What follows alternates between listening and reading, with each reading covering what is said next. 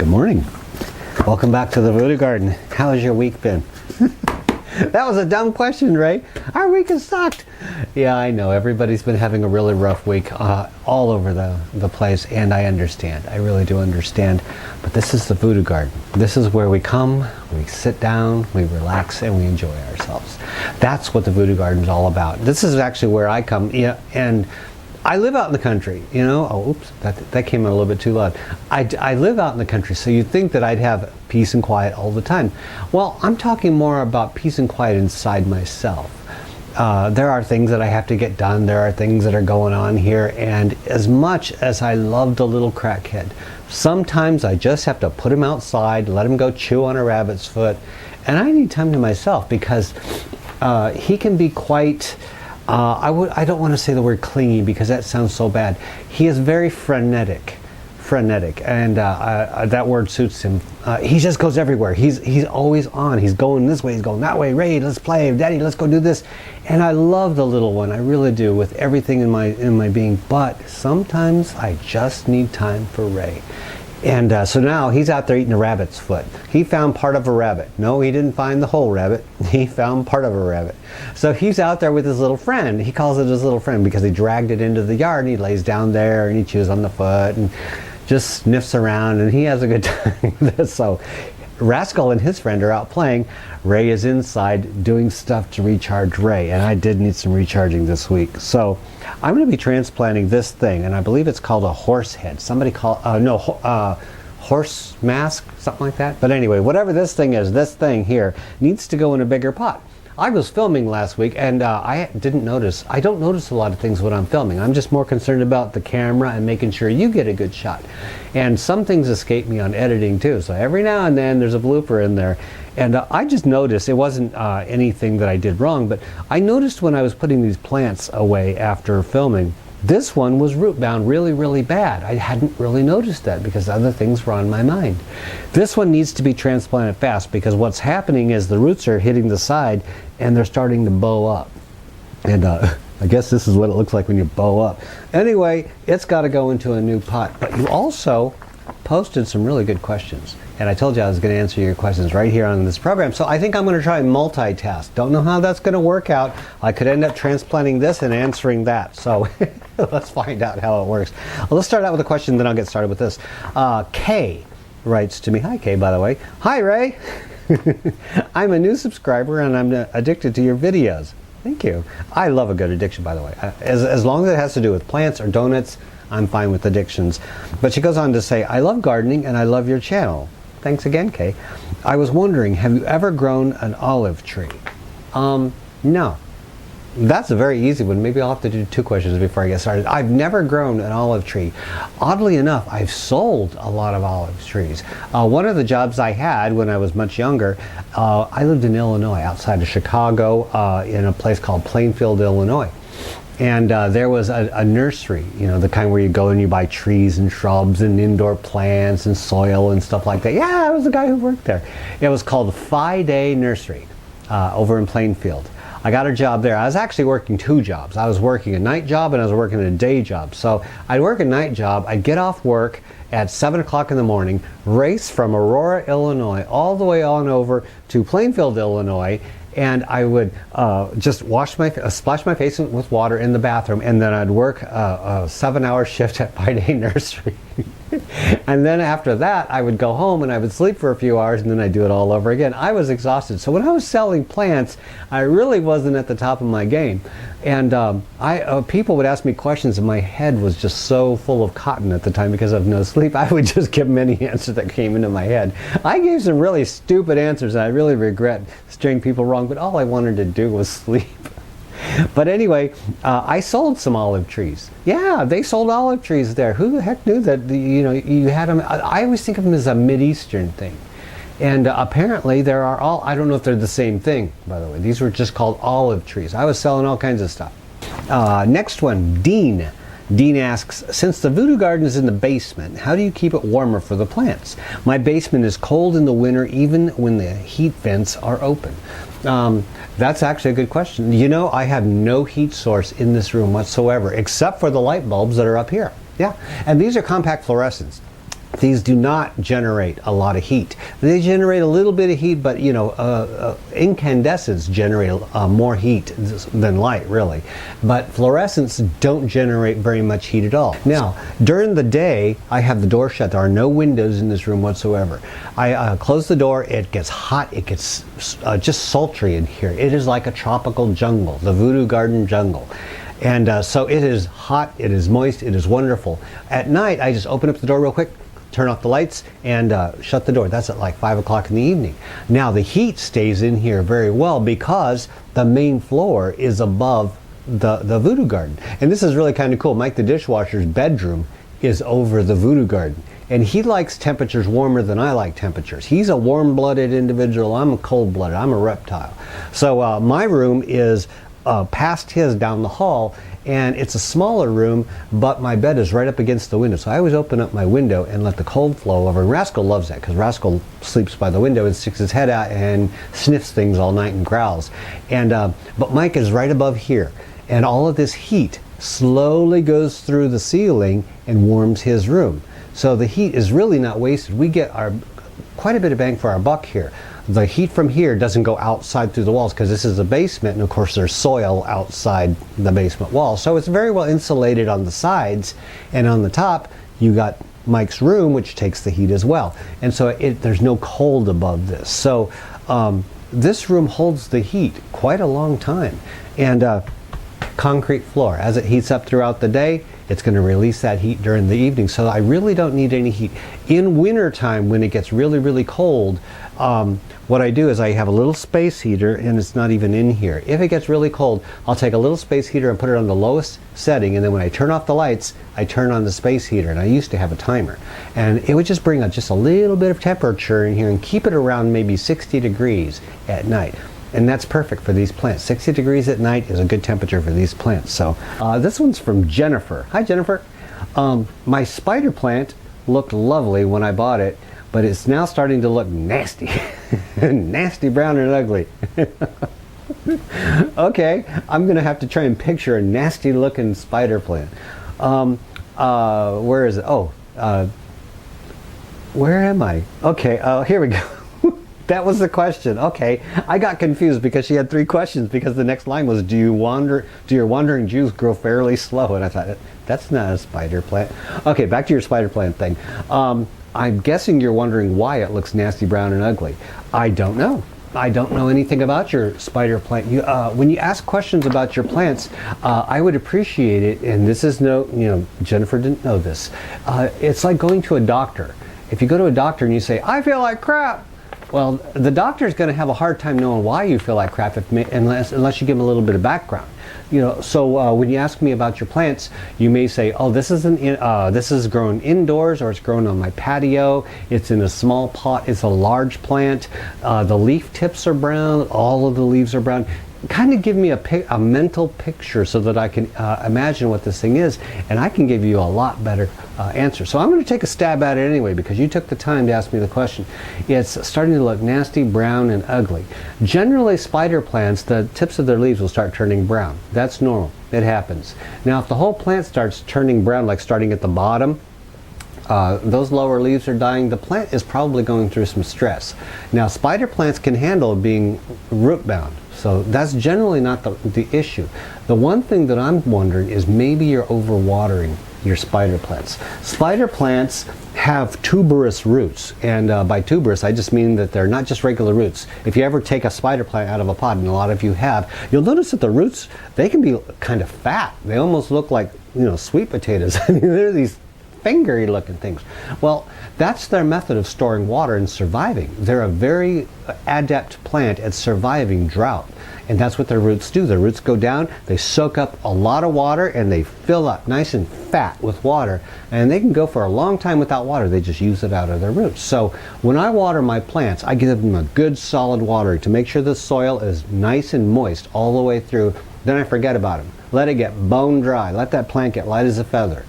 And then as soon as it's dry, you water it again. Take it through cycles. The plants appreciate that. And plus, when the water is all sucked out of the soil, there's air going into the soil. You get a more of an oxygenation into the soil. If your soil is always moist, that the oxygen in the water isn't going to last very long. It's going to get stagnant, like swamp water, and it's going to just not be good for your plants, and your plants start rotting away.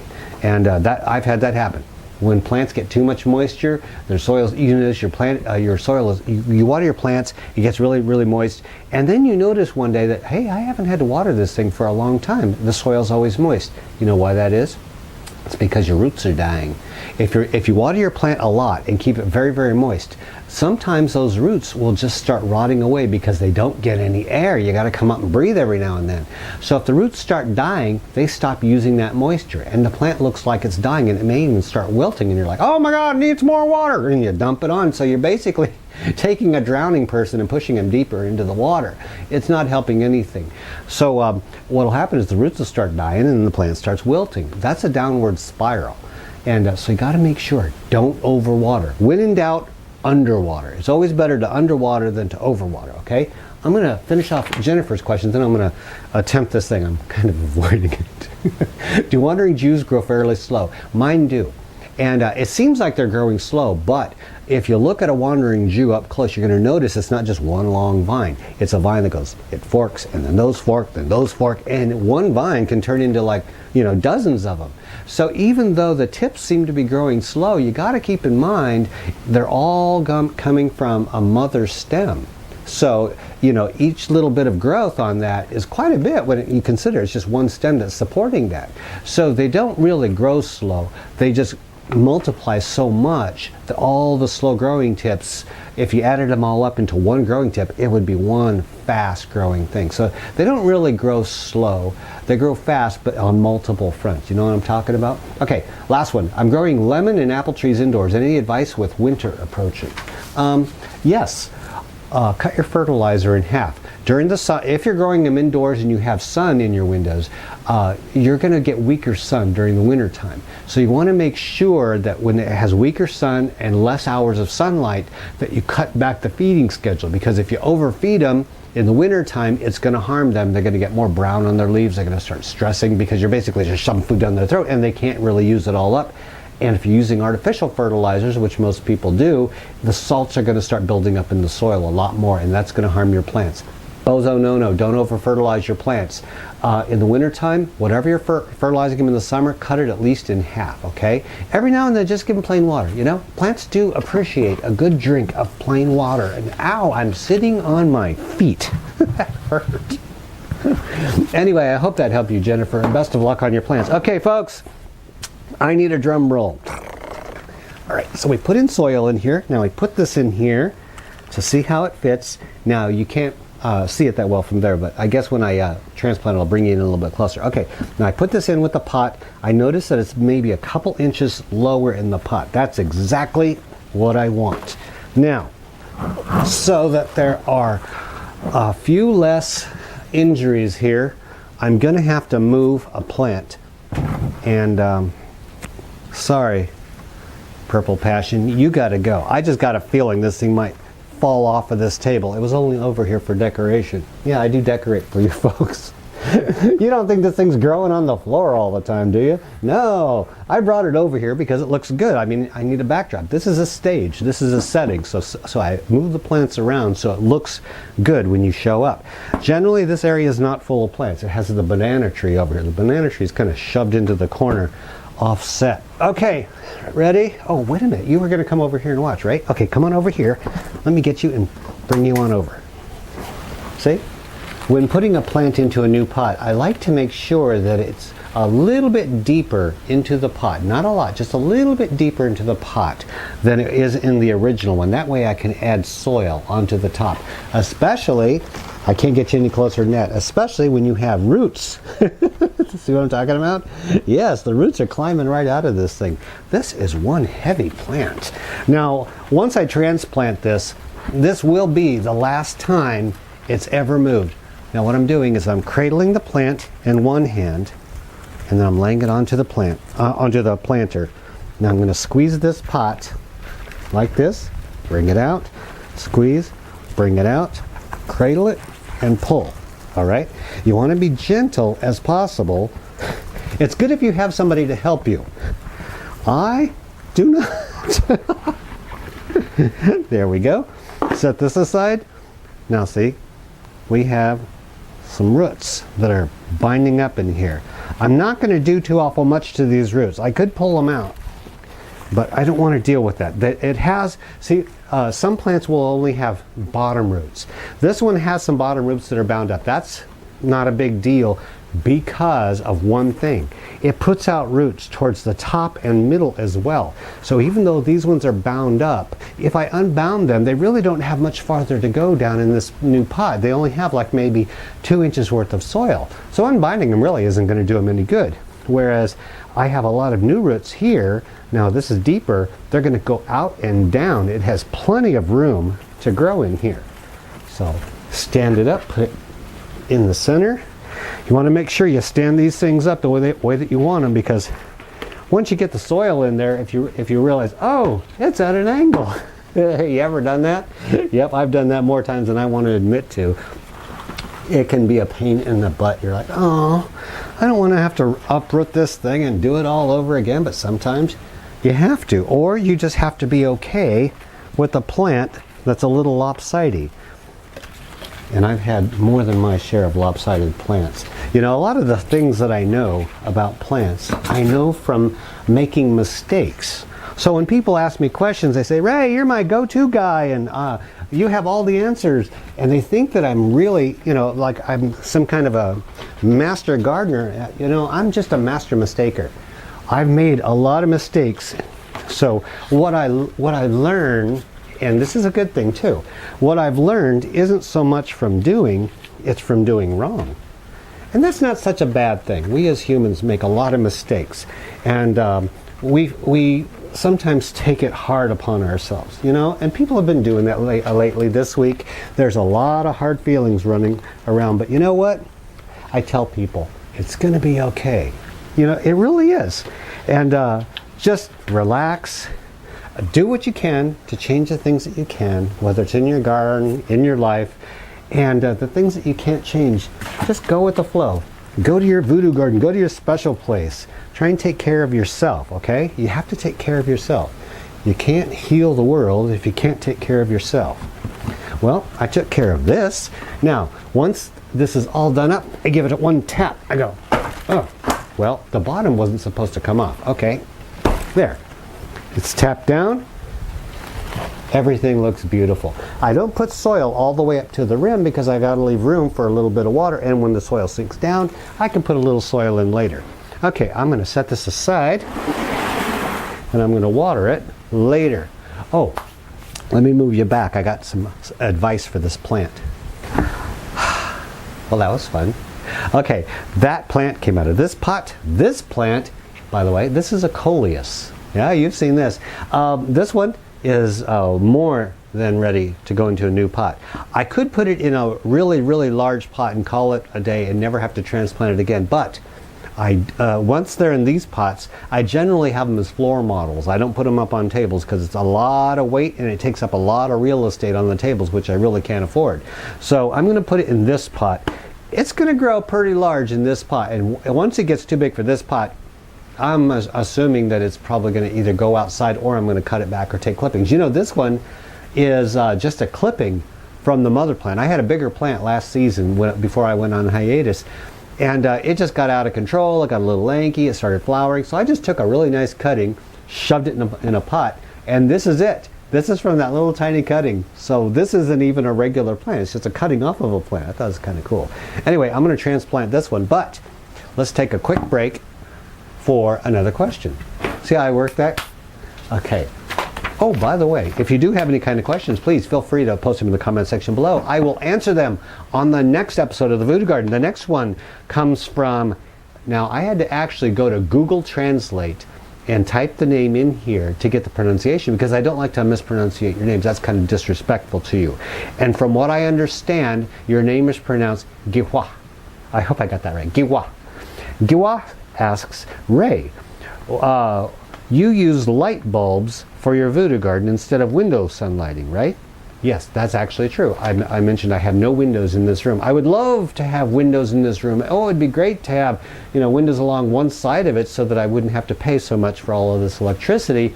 and put some of the plants that require brighter light over there, but I just don't. That's just how things worked out. This is 100% artificial light. Most of these plants have never seen a moment of daylight. Only artificial light. So what you see here is what can be done if you don't have good lighting in your house. Because once I close that door and turn off these lights, you can't see a darn thing. It is black as night. Anyway, Giwa goes on to say, I don't have a lot of sunlight in my house and I do want to grow some plants indoors. Will bulb light work? Well, I just answered that. Yes, Giwa. You can grow just about anything indoors, but it's going to be a balance. Like I mentioned balance in all of my programs. If you don't have a lot of light and you want to grow something inside, like say a pothos or yeah, something like this, okay? Let's just say you want to grow a pothos or a peace lily. Those plants can grow under lower light. So you may be able to just get like maybe one bulb and then put it in a fixture and then have a couple plants around there. That's going to be just fine. Or you put it by your window and you use a light bulb with that. If you don't have bright light coming in your window, or you just have a little window or it's off to the side of the window, you use a light bulb. That's going to increase the amount of light and give you more bang for your buck. So you can do that. Now, if you want something that's going to require a lot of light, like say a Coleus or wheat or something rather bizarre. If you want something that's going to require a lot of light, you're going to have to get more bulbs or brighter bulbs. So that's going to cost you a little bit more. Okay, now let me show you what I use for my grow room. Okay, let's just take one of these out of here. Oh, actually, Ray, why don't you take one that hasn't been on and let me show you what I use.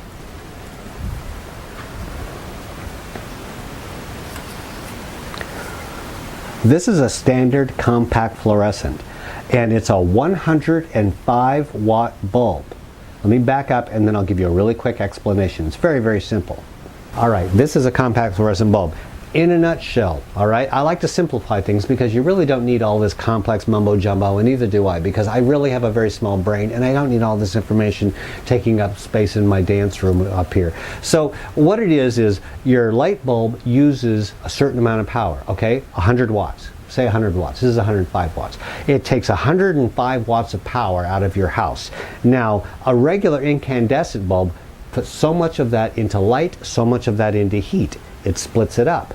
And of course, with an incandescent bulb, a regular light bulb, more of it is for heat than it is for light. That's old-fashioned lighting. It was the best they had in the day. Well, one step up from that is this now. So this will take the same amount of power and put more of it into light and less of it into heat that you don't want. You don't really want the heat as much as you want the light. So that's what these are doing. LED bulbs are one step beyond this. They are going to take more of that and put it into light. But LED technology is still too new, which means it's too expensive and not quite advanced enough for my needs. So once LED bulbs become more efficient, brighter, and less expensive, I'll be switching this entire room over to LEDs. And the reason for that is because LEDs do not have mercury in them. This has mercury. So you want to make sure that you don't go breaking the bulb, okay? Because there's mercury and there's harmful chemicals in these, and they have to be treated with a little bit of respect and care when you dispose of them. Take them to recycling centers when they burn out, all right? But for right now, this is my best bet for the Voodoo garden. Everybody has their preference on what they want to use for lighting, and that's what I choose to use. It does well for me, and the price is right. I'm going to put the link of where I get these bulbs. I get them online because nowhere local sells them this bright. You can look in your hardware stores and you're probably not going to find them this bright. Generally they're sold online for around $21, $22 each. It may sound like a lot, but they last forever, and one bulb can do an area about maybe 3 foot by 3 foot. That's a lot of plants. Or if it's a dimmer light that you're looking for, one of these will even do a bigger area. So you do get quite a bit of bang for your buck. Okay, I hope that helps you out with your lighting questions. Now, let's go on to one more and then I'm going to transplant that. I hope I'm helping you guys. Next page. The Chicken Coop asks, have you ever grown a Buckeye tree? Oh, no, I haven't. And I looked it up because I was thinking, aren't one of these states the Buckeye states? I don't know if it was Iowa or Ohio. One of the states is known as the Buckeye state. And I wanted to find out what a Buckeye is, so I looked it up online. They're fascinating. They are fascinating little trees with these nuts, and they come in this, some of them are like real, it looks like a little porcupine type of coating, and you open it up and there's a nut in there. It reminds me of a hazelnut, and I guess they're edible. I thought that was the neatest thing. No, I have never grown a Buckeye, but I'll tell you what, anybody out there, if you have viable, fresh Buckeye seeds, if you'd like to see me grow a Buckeye in the Voodoo garden, and as soon as it's big enough, transplant it outside and grow a Buckeye tree out in my yard, I would be more than happy to do that for you. So anybody out there with any Buckeye seeds, send me a Buckeye seed and I'll be more than happy to grow that, because I think it's fantastic. So there, how's that look? Feeling okay? Yes, I'm feeling okay. All right, now this one is going to be a lot easier than the last one. But just like the last one, I like to make sure that I take a lot of these bottom leaves off, because bottom leaves tend to hold the humidity down to the soil, and humidity can lead to problems such as fungus or overly moist soil. And also some of these bottom branches are just anemic looking because they're in the shade of the upper branches. Every now and then I like to prune these things back, and what I'll do is I'll just chop off about maybe 3/4 of this plant just for the heck of it. And what it'll do is it opens up the bottom to light, and all of these anemic looking branches start coming out, and I get even more branches. That's kind of like the beginning stages of the praxis method that I talk about so much. Prune them back, it makes the bottom stem sturdier, and then the new growth comes out, you prune that back a little bit, it makes every stem behind the pruning area, the cutting area, gets thicker exponentially as you do that. And that's what happened with this one. I pruned it back, and the main stem is really, really fat, and so it'll hold more weight on the top. So I'm going to be transplanting this. Actually, I'm going to transplant this while I answer your next question. Next one is from Kathy. Hi, Kathy. How did you get your spider plant babies to root? Mine haven't rooted. Now, that is a very easy thing to do, Kathy. Oh, wow, this thing wasn't even that root bound. Son of a gun! I didn't have to do this, but I will anyway, because it's going to need it eventually. Kathy, when I take my spider plant babies out, you know, your best way to do that is to take a cup with some soil, or a small pot with some soil, if you're able to do this. I'll give you two methods, okay? Take your a small pot with some soil, like say if you want to start from a bigger plant and then doing a smaller plant, put soil in it like this, and then set it next to your plant where you have the babies coming off, you know, on the leaders, and take your best looking, largest looking little baby plant, and then reach it over and set it in here, and maybe take a paper clip or something and hold that stem down so that it doesn't pull it back out. You put the base of the baby into the soil, just the base of it, okay? I'm going to come up close because I want to make sure that I give you the best information I possibly can. Okay, we have our soil here. I have my little prop here. Look at the base of this plant. You see these little roots? Yep, those are new roots. And it may seem so simple that you think, hey, I just cut it all off and then shove it into the soil. Well, I clipped this thing off because I'm not really going to root this. I just wanted to show you. I have so many that I have a lot to spare. What you do is you reach this over and you place it so that the base is barely into the soil like that, and put the soil around it, okay? Now you can take a paper clip and put that over here or something to hold this stem down, because sometimes your plant up here may move and it'll pull it right out. You want to make sure that that base is in constant contact with the soil. Water it well around the plant, make sure the soil is moist, and then just leave it like that. Within about maybe, I'd say, a week, you're going to notice this plant is starting to grow really fast. That means that the roots, they sense the moisture and they activate it, and they're starting to go down. They grow really, really fast. Don't cut this stem, okay? This is the lifeline. This is really a wonderful thing with spider plants. The mother plant is feeding this plant as this plant learns to get on its feet. It's kind of like sending your kid to college, you know? You're kind of supporting your kid, but your kid is learning how to support itself. And this will send down more and more roots, and then it'll get bigger, all right? Give it about maybe 2 weeks. After 2 weeks, and if you see it growing, you're fine. Take some very sharp scissors and snip this stem off close to the plant, but you don't have to worry about getting it right up to the plant. Just close to the plant. Eventually this stem will rot off and die, and it won't hurt the plant at all. Take out the paper clip very gently, you have a brand spanking new plant. Wasn't that easy? Yes, it was. And fun to do too. It's fun for kids to learn how to garden with these types of plants. Spider plants are wonderful because they put out so many babies and they're so fun to work with. And when you do it by this method, it's a foolproof method. And believe me, the gardening fool that I am, I've learned through experience. It's almost impossible not to succeed with this. I would give it about maybe a 99 to 100% chance of success this way. It almost always works. Anyway, the next method to do is to take that plant, cut it off, and then set it in a glass of water to where just the roots are in the water, and then connect the stem to the side of the glass or a container. And then just set it out of the sunlight. Don't put it in direct sunlight. They don't need direct sunlight. Just off to the side so it gets a little bit of light. And eventually you're going to notice these roots starting to grow.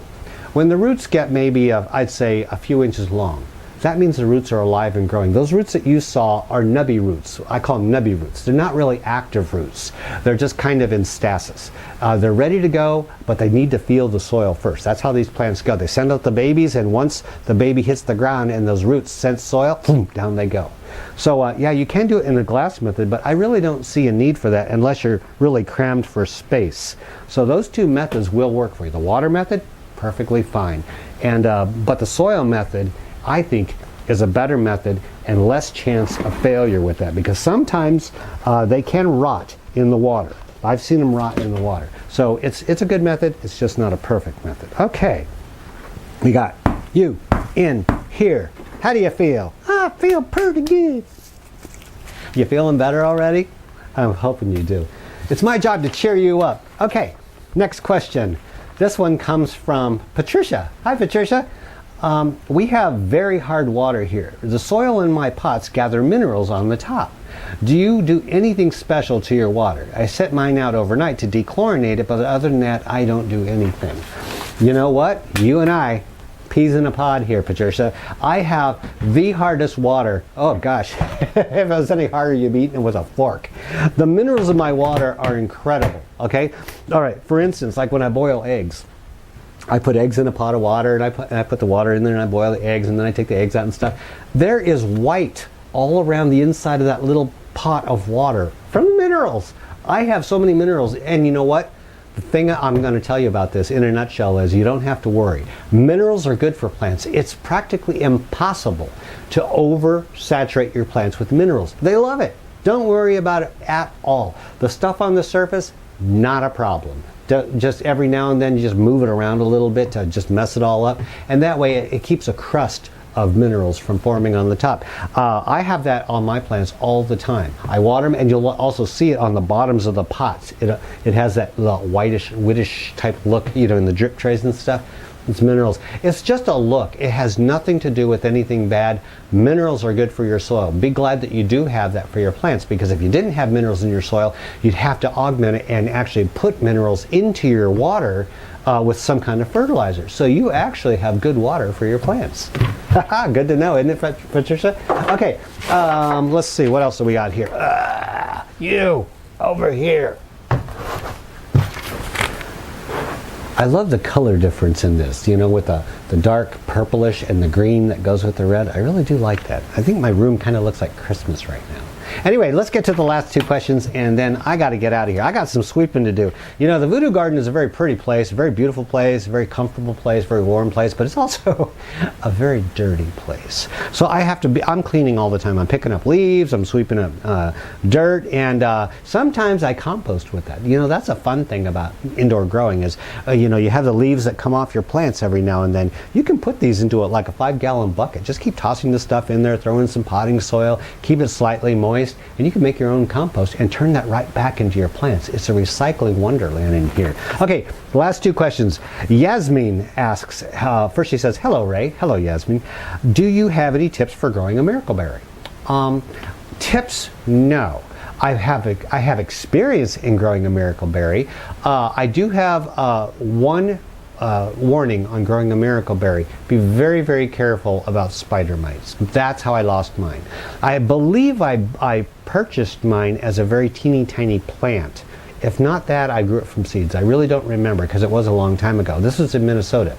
And I grew a miracle berry because I was so fascinated by this thing. You know what I'm talking about. Miracle berries, for those of you who don't know, it's this bush and it grows these little red berries. And one of these days I'm going to get my hands on some of those berries and I'm going to film it right here in the Voodoo Garden because it's fascinating, it's weird, it's bizarre, it's kind of haunted, and that's something that's going to fit in with the character of this room really, really well. Miracle berries are one of nature's little jokesters. You get these little berries, you put them in your mouth and you chew them. They're not bad, they're good. And anyway, you chew the miracle berry and then whatever you eat that's sour, like for instance a lemon, you can actually take a lemon, and you know what I'm talking about. If you think about biting into a lemon, a lot of you are going, ugh. Well, you can bite into a lemon and it's sweet as lemonade. Yeah, you can eat an entire lemon. Check this out on YouTube, okay? Go to YouTube. Well, you are on YouTube. Ray, wake up. Anyway, when you're done with this program, don't leave, but anyway, when you're done with this, if you're bored, type in miracle berry or something like that, and they'll show you. People have done this, and I want to do it myself, but I don't have miracle berries. I grew one. It died in the great spider mite invasion of 2012, but I wanted to grow this so bad and try this out. You eat a miracle berry, and if you eat something sour, it tastes sweet. It is really bizarre. It's a fun little thing, and I thought, you know what? It's great for the Voodoo Garden. But no, I have no tips on that. I grew it really, really well. I grew it in a regular potting mix, and my potting mix that I used was, I think at the time it was potting mix, regular Miracle-Gro potting mix, mixed with vermiculite, because there's no potting mix that I've ever found that suits my needs. It's always a little bit too dense. And my ideal potting mix is to use potting soil with worm castings, a little bit of coir, and a little bit of vermiculite. Basically, I get the richness of the potting mix and the worm castings, but I get the lightness with the coir, which is cocoa peat, and the vermiculite. That helps the air get into the soil, makes it nice and light, and helps those roots penetrate way down in there. Dense soil is your enemy when it comes to gardening, okay? Anyway, last one is from Matthew. Hey, Matthew. How old is the papaya? Whoa boy, specifics. Specifics. Somebody sent me a papaya seed, I believe it was a year or so ago. So I know that it's probably a year. I planted a papaya seed and I actually got a papaya plant. And now the papaya stem is about as big around as, I don't know, a big fat stinking carrot. Fatter than a carrot, okay? The trunk of this tree is that thick, and I really had my fingers crossed for this papaya plant because I've never grown one. And this is a dwarf papaya. I can't grow a regular one in here. This is a dwarf papaya, not supposed to get that big. So keep your fingers crossed. I may end up getting fruit off this thing. Don't know, but anyway, I'm going to give it a shot. Anyway, I grew it in the same potting mix that I just mentioned here, and it's grown just fine underneath these lights. I wish I had better lighting for it because, of course, the more light you have, the better it's going to be. And I don't like taking the Voodoo Garden plants outside. These are my special children. They don't go outside. I don't want to test them against the insects that are out there. They're not prepared for that type of stuff. I'm kind of like a parent. I don't want my kids going out into the real world. I want to keep them home. And that's what the Voodoo Garden is for me. It's home. But I think it's about maybe a year or so old. Anyway, that pretty much wraps it up for the questions on the Voodoo Garden. If you have any questions at all about your indoor growing, lighting, anything like that, please feel free to post them in the comment section below. And like I said in the last episode, unlike the Evil Praxis program where I answer them in the comment section, I here on the Voodoo Garden will answer your questions live and on the air. That's what I do here in the Voodoo Garden. That's how we roll. Anyway, I think I got to go. So thanks everybody for joining me. Time for me to sweep the Voodoo Garden. Until next week, this is Ray and his little special children. We're out of here. Okay, folks, I know. I need a drink. Yeah, I know you do.